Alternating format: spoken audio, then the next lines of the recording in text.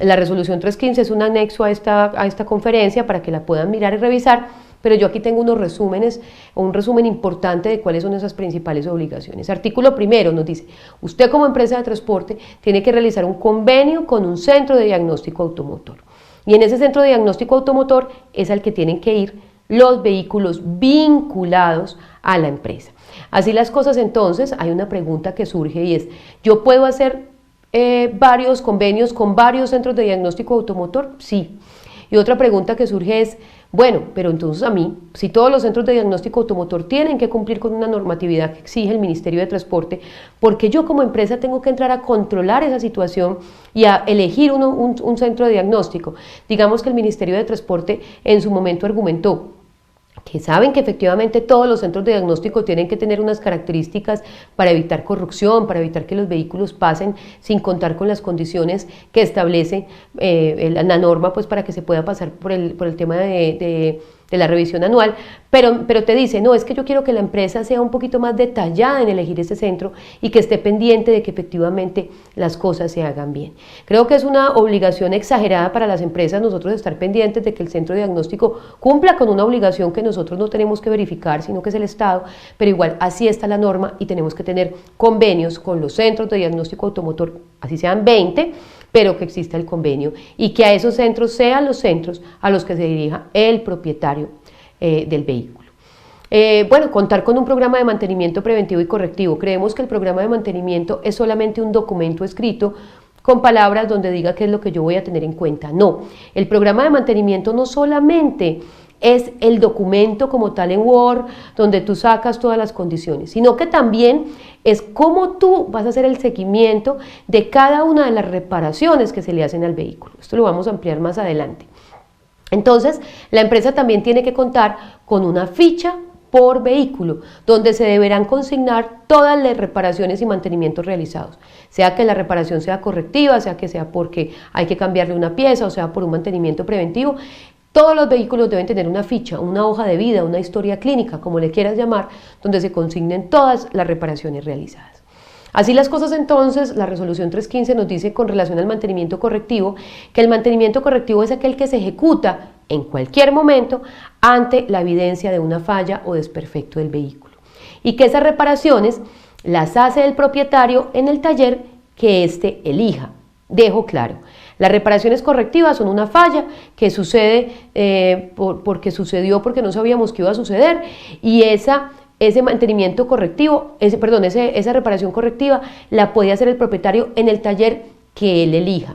Pero ¿qué obligación tiene el propietario? De llevarle a la empresa, obviamente la obligación también de la empresa de exigirle al propietario que lleve la factura de reparación para yo con esa factura alimentar la hoja de vida del vehículo, la historia clínica del vehículo, la ficha técnica del vehículo, como le quieran llamar, para que esté permanentemente a disposición de las autoridades de control.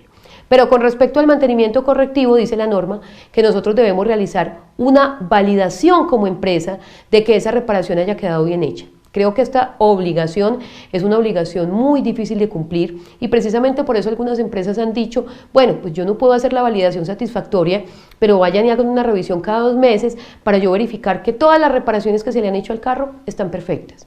Pero en realidad lo que me está pidiendo es una validación después de que el vehículo ha sido reparado y una validación por parte de la empresa de que el vehículo está correcto, lo cual a la fecha no lo estamos haciendo, no lo están exigiendo dentro de las visitas que estaba haciendo la superintendencia, pero es bueno que tengan en cuenta que esa obligación quedó ahí en la resolución 315. La resolución 315 entonces también nos habla de mantenimiento preventivo. ¿Qué es el mantenimiento preventivo? Es una serie de intervenciones y reparaciones que se realizan al vehículo con la finalidad de anticipar fallas o desperfectos. Ese mantenimiento preventivo generalmente se ha dividido en 4 componentes, todo lo que tiene que ver con llantas, y ahí está todo lo que es alineación y balanceo, todo lo que tiene que ver con el tema de aceites, no solamente el cambio de aceite, sino el cambio de los líquidos o lubricantes de todas las piezas del vehículo, todo lo que tiene que ver con reparaciones periódicas, cambio de luces, cambio de bujías, cositas que así uno sabe que se van a dañar y que hay digamos, como un tiempo de vida útil de esos componentes que hay que cambiar, y todo el tema de frenos, que es importantísimo e indispensable para esta actividad que nosotros realizamos. Esos 4 componentes, sobre esos 4 componentes, ¿qué dice la norma? La norma me dice algo muy delicado. Me dice, ese mantenimiento preventivo no lo hace el propietario, lo hace la empresa. Prácticamente le están diciendo a las empresas, haga el mantenimiento. Como las empresas en este momento no están haciendo el mantenimiento preventivo, sí deben cumplir con la obligación de tener un taller propio para una de esas 4 cosas o para las 4 cosas, o unos convenios con unos talleres, unos terceros. Y esos talleres no pueden ser cualquier taller, tienen que ser talleres que cumplan con las condiciones mínimas que exigen también las normas en este caso. Una de las condiciones, la norma dice taller especializado, me dice, haga el convenio o el contrato con un taller especializado. Ese taller especializado, ¿qué característica tiene? Es que no hay ninguna norma que diga que es taller especializado. No, pero el Ministerio en unos documentos que les anexo en este módulo, dice claramente que taller especializado es el que tenga las condiciones técnicas y operativas para realizar la labor y el personal y los elementos o instrumentos correspondientes. Pero hay una cosa muy importante, y es que ese taller tiene que tener la disposición o los certificados, o cómo dar los certificados de disponibilidad, de disposición, perdón, de los componentes del carro. Entonces, si la llanta hay que cambiarla, ese taller, ¿dónde está colocando la llanta? ¿Dónde la está dejando? ¿Dónde está depositando esa llanta y cuál es el certificado que me dan a mí como propietario o como empresa de que esa llanta fue depositada de manera adecuada para no dañar el medio ambiente? También está todo el tema de aceite. Los aceites no se pueden botar de cualquier manera, no se pueden botar al alcantarillado público, sino que tienen también un proceso de recolección, y ese proceso de recolección debe ser también certificado por la autoridad ambiental metropolitana, por la autoridad de cada municipio, y efectivamente lo hacen. Entonces no es ir a cualquier taller, porque sí, un taller especializado es un taller que tenga la manera de tener la disposición final de los residuos y por supuesto que tenga personal y elementos idóneos para realizar ese mantenimiento. Pero ojo, que la misma norma dice, no podrá entenderse por mantenimiento preventivo las actividades de revisión e inspección. Y en eso sí quiero ser muy clara. La revisión de cada 2 meses la puede obligar la empresa al propietario, porque obviamente la empresa tiene una obligación grandísima frente al mantenimiento, de hacer el mantenimiento preventivo, de vigilar el mantenimiento correctivo, y la empresa puede decir, bueno, yo cada 2 meses voy a hacer una chequeadita, ya sea yo como empresa, ya sea con un taller, ya sea con un CDA, ya sea con una persona experta dentro de la empresa, pero yo voy a hacer una revisión de cada 2 meses, pero esa revisión de cada 2 meses no la exige la norma, no la pueden exigir las autoridades en la vía, en la calle. Digamos que es una obligación que colocan las empresas en sus programas de mantenimiento para asegurarse de que todo esté correcto. Pero ese mantenimiento, esa revisión de cada 2 meses no reemplaza el mantenimiento preventivo. De todas maneras hay que tener el contrato con el taller o el convenio con el taller o el taller propio, y debemos tener también la ficha técnica de cada vehículo donde tengamos todo el reporte de todas las intervenciones realizadas. Entonces, vamos a hacer un resumen. ¿Qué debemos tener de mantenimiento preventivo? Primero, se debe realizar por el propietario en el taller que la empresa escoja o con la que tenga convenio o en un taller propio de la empresa, ya sea para uno de esos elementos o para todos los 4 elementos. Debe haber una factura de reparación que debe alimentar la historia clínica, la historia del vehículo o la ficha técnica de ese vehículo, ya sea virtual o físico. Y se debe realizar mínimo un mantenimiento cada 2 meses, no una revisión. Recuerden que les acabo de decir que la revisión es algo que establece la empresa para poder prevenir cualquier situación, pero el mantenimiento como mínimo a un vehículo se le debe hacer cada 2 meses. Bueno, debemos contar entonces con esta ficha de mantenimiento, y en esa ficha de mantenimiento debemos hacer un registro de las intervenciones y reparaciones realizadas, indicando el día, el mes, el año, el centro especializado que lo realizó. Ya les hablé del centro especializado, y aquí hay un problema, y dice que el ingeniero mecánico que lo realizó. Resulta que los ingenieros mecánicos, aquí hay un error del Ministerio de Transporte, porque me dice ingeniero mecánico y resulta que los ingenieros mecánicos no son ingenieros automotrices. Hay ingenieros mecánicos que se dedican a la parte automotriz, pero un ingeniero mecánico no es específicamente un ingeniero automotriz.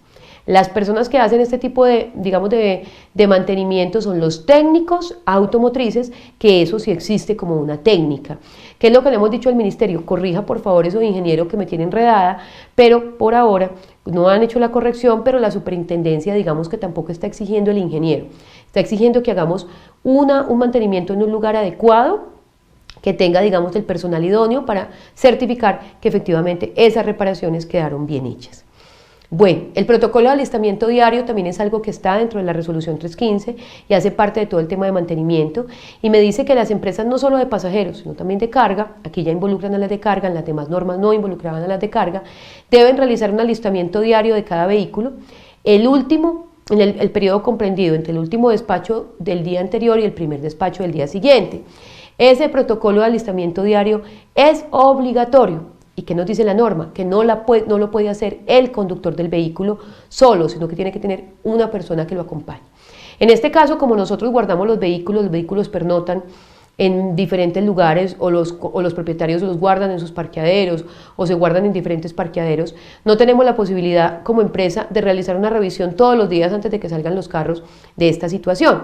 Por lo tanto, le hemos dicho a los conductores, como la norma dice, no lo haga usted solamente conductor, sino que lo haga con una compañía de otra persona, se está diciendo, bueno, hágalo en compañía del propietario, en caso de que sea el propietario del conductor una persona distinta, o del acompañante de transporte escolar, o de una persona que certifique o firme de que efectivamente lo acompañó a realizar esa revisión. Y esa revisión no es nada raro, es una revisión muy sencilla de las fugas de motor, de la tensión de las correas, de lo que ven ahí en pantalla, de las baterías, de los niveles pues de la batería y todo lo que es sulfatación, del desgaste de las llantas y de la presión del aire, verificar que tengamos equipo de carretera y botiquín. Algunas empresas lo están haciendo a través de unos sistemas que es muy fácil, el conductor coge en su celular y revisa y dice, sí revisé, y de una vez las empresas le están diciendo, coloque ahí cuál es el kilometraje para llevar un kilometraje del vehículo y verificar a determinado kilometraje. Por ejemplo, yo cambié aceite hace 4.000 kilómetros. Y yo le dije a la empresa, acabo de cambiar aceite. Entonces ahí en esa plataforma uno puede colocar, hoy cambié aceite, mando la foto del cambio de aceite y me va a preguntar, dígame cuándo es el próximo cambio de aceite. Yo le voy a decir, a los 5.000 kilómetros, que es, en este momento tengo 16.000 kilómetros. Entonces la misma aplicación te dice a los 20.000 kilómetros, oiga, mándeme la factura, que aquí dice que usted ya se le venció el tema del cambio de aceite. Con respecto a ese sistema, hay una empresa que se llama Kios, que es muy buena en eso y que tiene ese sistema a través de la web. Entonces la persona puede estar todo el tiempo mandando las facturas y alimentando el sistema de información que se alimenta de manera digamos, automática. Y así podemos llevar un mejor control sobre todo el tema de mantenimiento. Con respecto a esta resolución 315, también nos dice que nosotros no podemos hacer reparaciones en la vía, y que si lo hacemos, si el carro se daña y tenemos que arreglarlo en la vía, no podemos continuar nuestro recorrido, salvo que se trate de una varada por llanta, por una pinchada, etcétera. En ese caso, entonces, lo que nos está diciendo la norma era que no podemos hacer lo que pasaba antes, que era el conductor se varaba, se metía en el carro, salía todo pintado de negro y sacaba 3 o 4 válvulas y las dejaba tiradas en la calle y arranquemos que nos vamos. No, lo que está diciendo el ministerio es, si usted tuvo una falla, hágame el favor, lo lleva a un taller y me certifica de que ese vehículo está en perfectas condiciones. Esa norma también nos habla del segundo conductor, de que debe haber un segundo conductor para viajes de más de 8 horas. Hemos discutido mucho con el ministerio este tema de que el segundo conductor no debe ir en el carro, además porque cuando se trata, por ejemplo, de camionetas automóviles, pues nos ocupa un puesto importante, o cuando se trata de buses, pues también nos ocupa un puesto en el que podemos llevar a otra persona. Le estamos diciendo, dejemos que el conductor, esté en la mitad de la vía esperándonos en un hotel, yo qué sé, sobre todo en las temporadas de turismo fuerte, pero no nos han dejado. Nos dicen, no, el segundo conductor debe ir en el vehículo para que ante cualquier situación que se presente con el primer conductor, este pueda entrar a reemplazarlo. Con eso no hay discusión, no hemos podido, digamos, como convencer al ministerio de que sea de otra manera. Ellos dicen que es la única manera de hacer el control y pues en esas estamos. Con respecto entonces al resumen de las obligaciones, quiero dejar claro que debemos contar entonces con un contrato con un CDA, con los contratos con los talleres especializados propios o de terceros para realizar intervenciones preventivas. Las intervenciones correctivas las puede realizar el propietario en cualquier taller sin necesidad de convenio con la empresa. Debemos tener una ficha por vehículo o historia clínica donde se relacione todo lo que se le hace al vehículo, sea correctivo y preventivo. Y bueno, pues eso es una invitación a que entiendan de que esto es un tema transversal en la empresa, de que una falla mecánica no nos exime de responsabilidad. No podemos alegar en una falla mecánica caso fortuito o fuerza mayor. Hay casos de fuerza mayor y caso fortuito, que se rompe una manguera de los frenos porque pasamos por un resalto y se rompió, o porque digamos que tenemos una situación que sí pueda generar un caso fortuito, pero en este caso todo lo que sea accidentes de tránsito generados por una falla mecánica es responsabilidad de la empresa de transporte y el propietario. Entonces mucho ojo con esto, chicos. Los invito entonces a seguir todas estas recomendaciones. Muchas gracias.